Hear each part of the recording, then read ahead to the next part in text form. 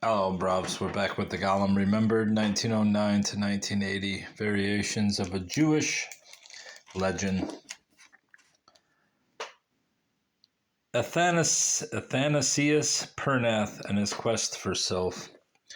Pernath's symbolic journey in search of himself begins when he discovers a trapdoor in the room in the building where Angelina and her lover had been meeting. The pull of the occult is overpowering. Something invisible was calling to me, something from the other side, and I could not understand it. Meyrink's amalgam of Freudian psychology, occultism, Jewish legend, and mysticism in Gothic romance culminates in this chapter in a scene of terrifying suspense. Groping his way in the dark, Pernath follows a seemingly endless subterranean passage beneath the ghetto until he ascends a spiral staircase and finds another trapdoor, shaped like a Star of David. Pushing it open, he enters a small dark room, empty except for a rubbish pile in the corner. There is only one window, and it is barred. The room, which is on the third floor, has no conventional door.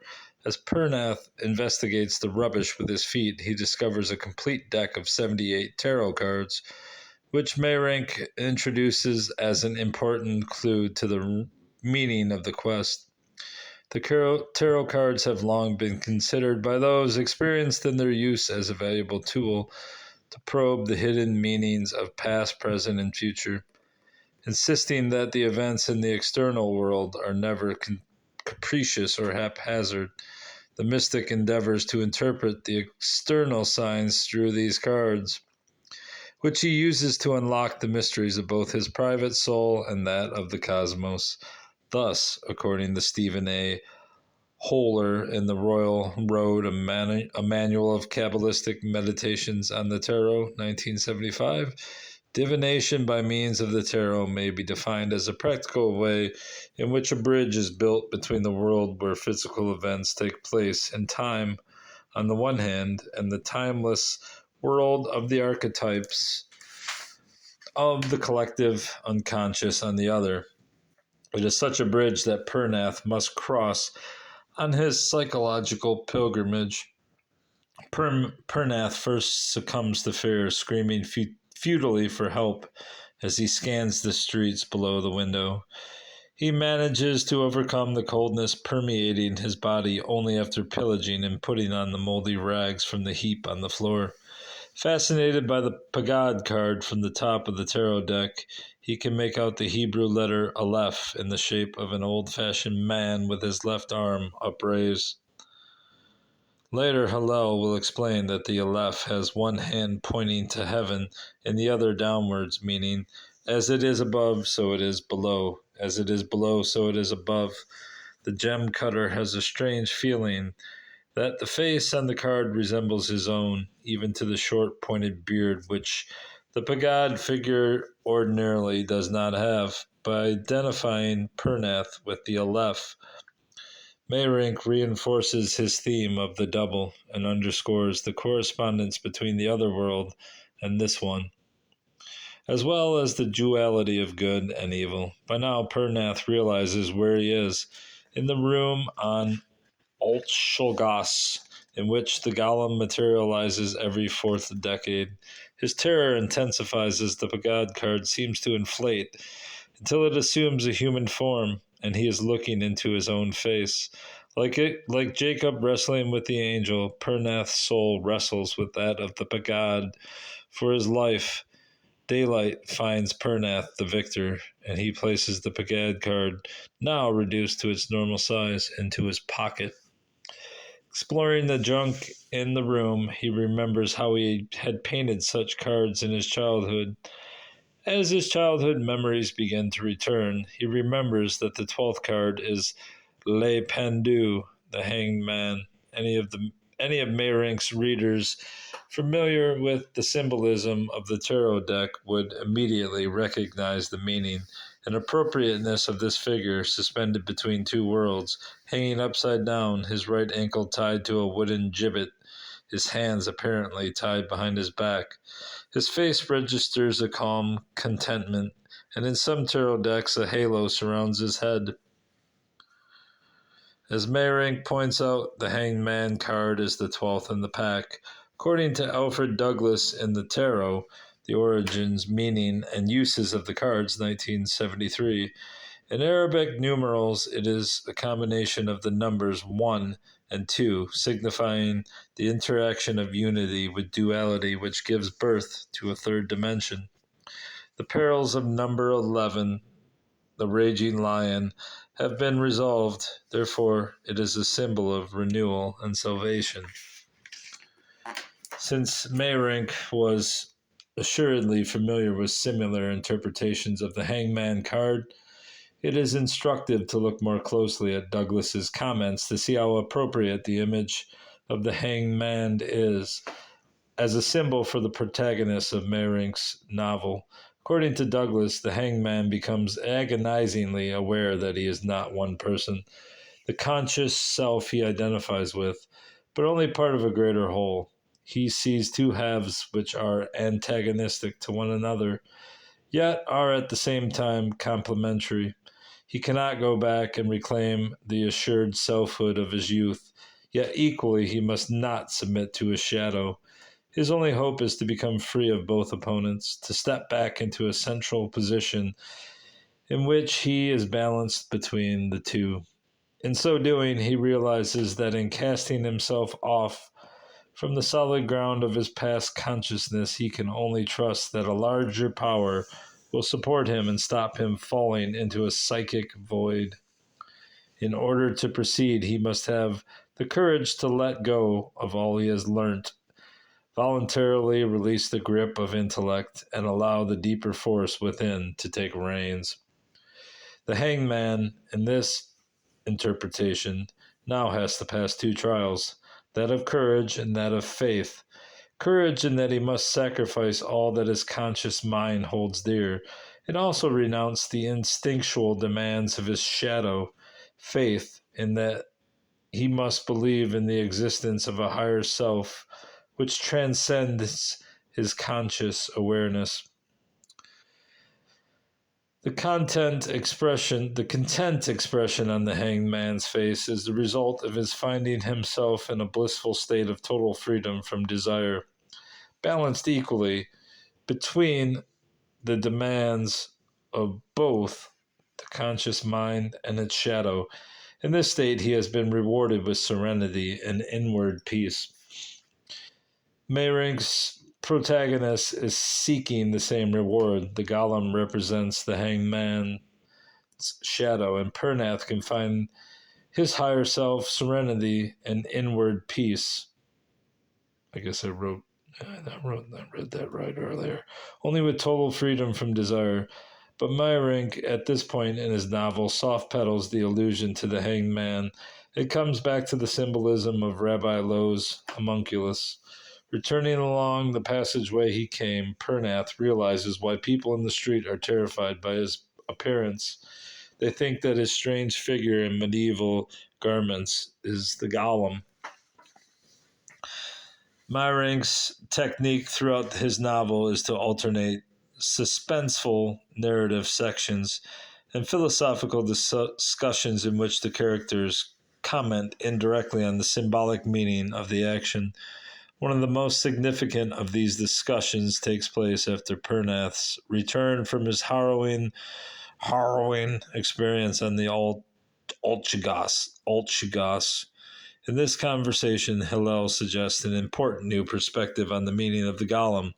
Up to this point, the Golem has been seen primarily as an evil force trying to take possession of a troubled individual. Hillel, however, denies the existence of the Golem as an evil spirit stalking the ghetto.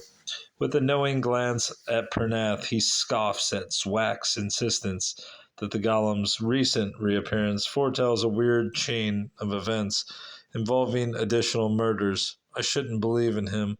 If I were to see him sitting here in front of me, he tells the puppet master. Talking metaphorically, he reminds Zwack there's always stirring within the roots of things, sweet as well as poisonous. In other words, since the same life force that reanimates the rosebush in the spring stirs life in the poison oak, Hillel wisely suggests that if there were such a thing as the Golem, it would be subject to a higher power and thus could be a precursor of good as well as of evil. In terms of the protagonist's development, the stirring up of Pernath's natural desires may ultimately be a necessary part of the fertilization of his soul. A subtle duality can also be seen in Hillel's informing Zwak that as registrar of the Jewish council house, his job is to manage the registry of the living and dead. Meyrink cannot resist teasing his reader at this point with the narrator's thoughts. I can feel a certain hidden significance in his words. That is, Pernath's current state of death in life can be transformed, though the agency of the Golem, to a life in death. Through the agency of the Golem, to a life in death.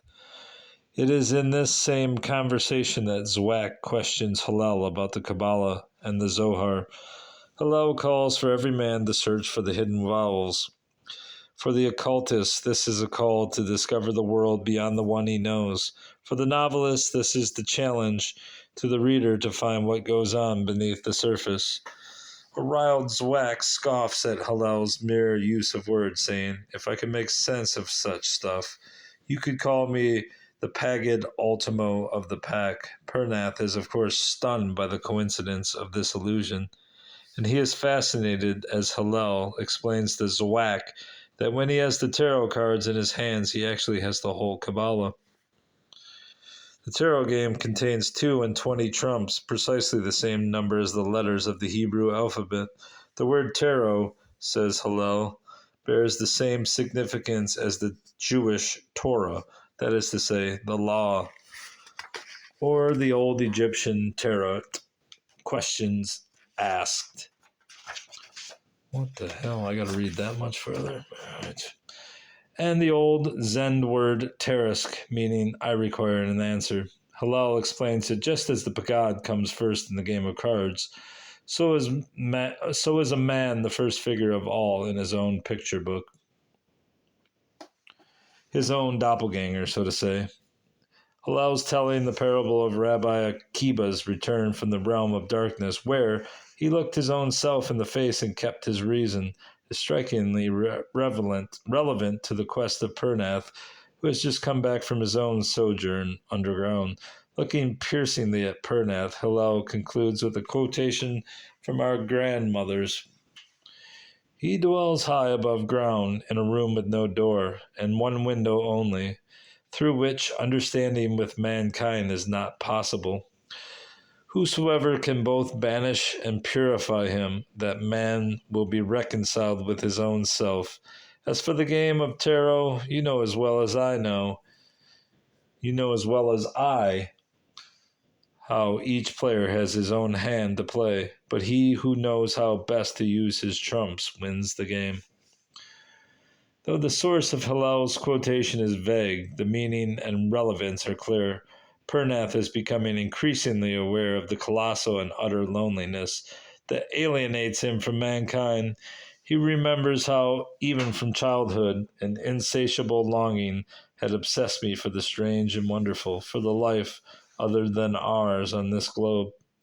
This fascination with the occult has led Pernath away from normal human relationships to an isolation similar to the Golem's in his room in the ghetto. The lesson for Pernath is slowly coming into focus. He must, through the exertion of free will, rid himself of the Golem within, the sensual self-destructive force and its accompanying alienation, and in so doing he might be the Golem's redeemer as well. Pernath's divided self is further seen in the struggle between the antagonistic forces represented by Charosek and Hillel. "No one can hate anything as deeply as I do unless it is a part of himself," says Charosek, describing his feelings for his own father, the junk dealer, from whom he is alienated. The opposite of this hatred is Hillel's love for his daughter, Miriam, and all humanity, whereas the Jewish sage is a saintly altruist who gives his salary away despite his poverty. The materialist junk dealer thinks nothing of ruining lives to satisfy his insatiable greed. Pernath tries to follow in Hillel's footsteps and slips the impoverished Chirosek some money. The gem cutter is also learning from the mystic Hillel that true sight comes only with closed eyelids and depends on inner wisdom. Just as Chirosek and Hillel represent opposites in the development of Pernath's soul, so do the two women, Angelina and Miriam. Miriam begins to model for him as he works on a gem with her image. The more he sees her, the more he confides in her about his mysterious past and his fears that a final revelation might destroy him. Her sweet innocence and preference for the ideal over the real suggest the fair maiden archetype so popular in 19th century fiction, in contrast to the earthy, sensual, flirtatious Angelina, so ironically named. Miriam is saintly like her father, and takes as her creed her father's mystical teaching. The world only exists for us to be thought out of. The world only exists for us to be thought out of existence by us. Pernath is strongly attracted to both women. Each appeals to a different part of his split personality. The gem cutter's artistic talent begins to surpass anything he has previously known. Creative powers had been awakened within me that raised my work onto a completely different level, far, far higher than the average Rock. I don't know how the hell I read Nick out of that, but he feels himself on the threshold of a new existence, but is troubled by the question, must mysticism be synonymous with the suppression of all desire? The polarity between asceticism and sensuality confuses him. In his dreams and fantasies, the figures of Angelina, Miriam, and even the young whore, Rosina, alternate, sometimes replaced by the naked female, with the pulse like an earthquake. The monastic side of Pernath feels that this sickly germ of uncertain love was like a cancer eating away my breast. The conflict in Pernath's subconscious is dramatized when he invites Miriam for a drive in a carriage, but this ethereal creature, more in tune with the spirit than the flesh, refuses him. She tells Pernath how she yearns for the soulless earth to become informed with the spirit, and the laws of nature to be set at naught. Craving magic over reality, Miriam dreams of a perfect union between two human beings that transcends the flesh.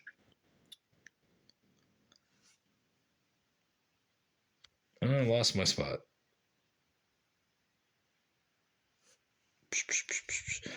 The clue to her dream is her asking Pernath if he is familiar with the old Egyptian cult of Osiris,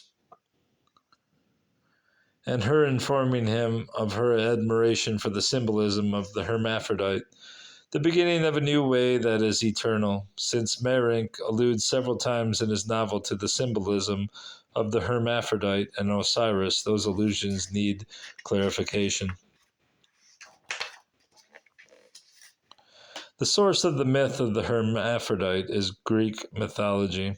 According to legend, the beautiful nymph Salmachus seized the comely Hermaphroditus while he was bathing in her spring. When the young man did not return her caresses, the gods answered her plea to be united forever with the youth by creating a single being, combining the physical characteristics of both sexes.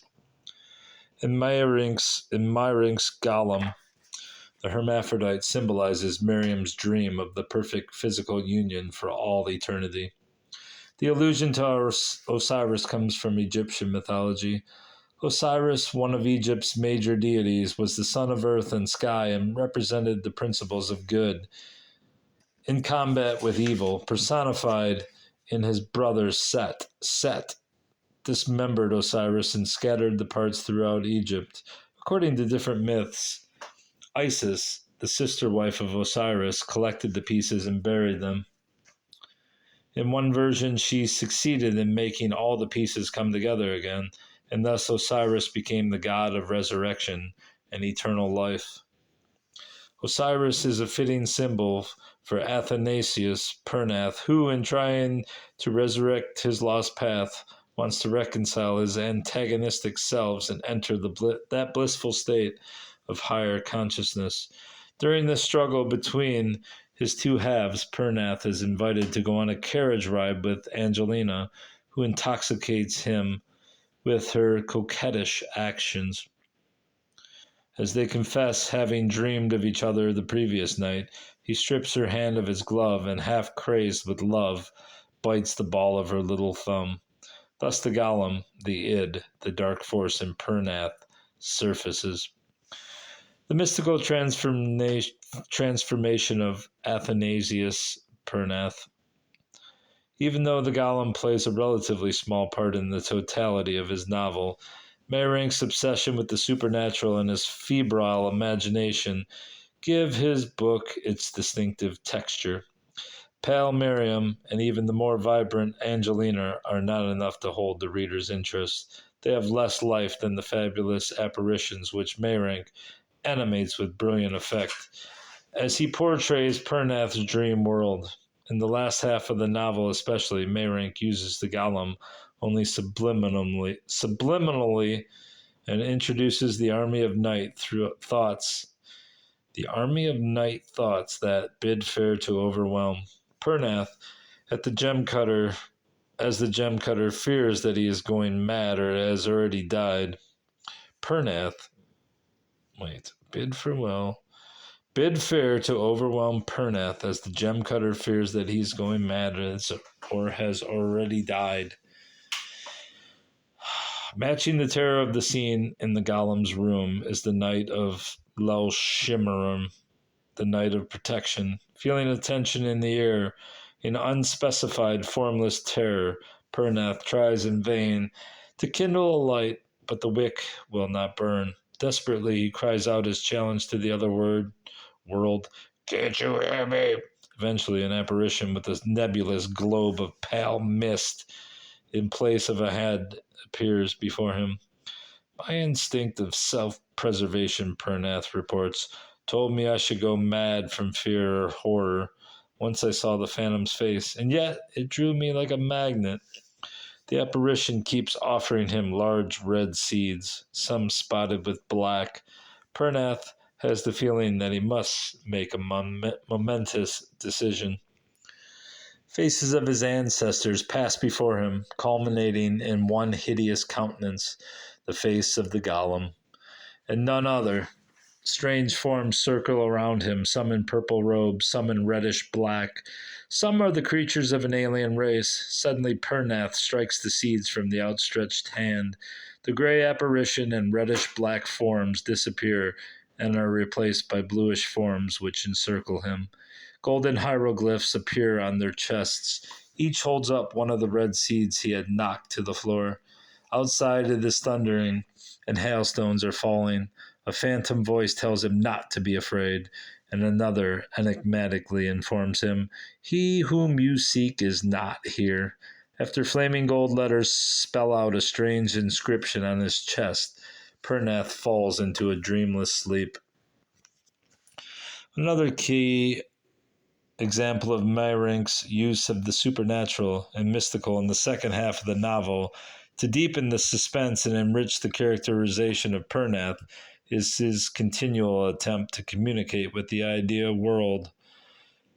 Occurs after the carriage ride with Angelina. Wandering in Prague, he gets lost in the street of the alchemists. His way in the mist is blocked by a large, whitewashed house with a lattice gate. Knocking on the window fails to catch the attention of a veritable old Methuselah of a man, whose sockets look as empty as the eye holes of a mummy. When Pernath manages to find his way back to his friends in the tavern, Prokop explains that the house, according to a Prague legend, is visible only in a fog, and then only to those folk born of a Sunday. It goes by the name of Lost Lamp House. By day, one sees only a huge gray stone with a sheer drop behind it. with a sheer drop behind it into the river below. You can thank your lucky stars. Prokop tells Pernath that you didn't take one step more. This stone, supposedly placed there by the Asiatic brothers who are said to have founded the city of Prague. As my light turned off because my battery's getting low. Said to have founded the city of Prague is the foundation of a house to be inhabited by a hermaphrodite. It will carry a hare as its coat of arms, for the hare was apparently the symbol of Osiris.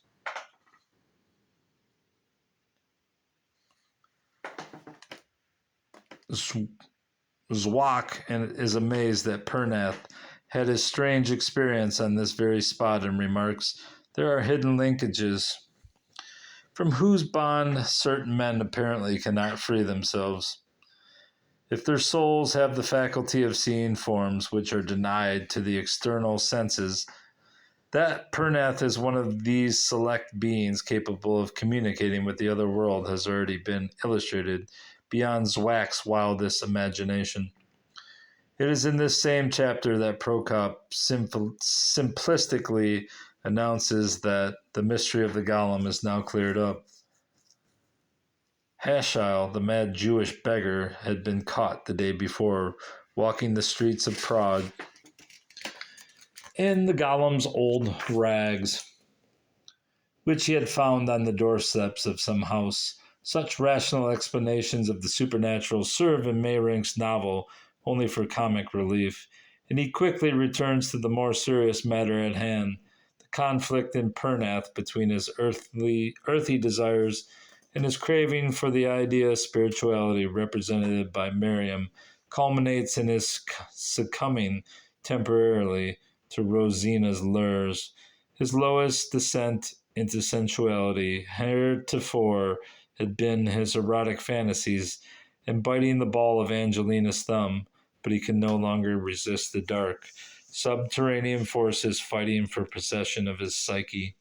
However, the price he pays for the evening's pleasure is a guilty conscience and a depression so severe that he decides to commit suicide. And there we will stop.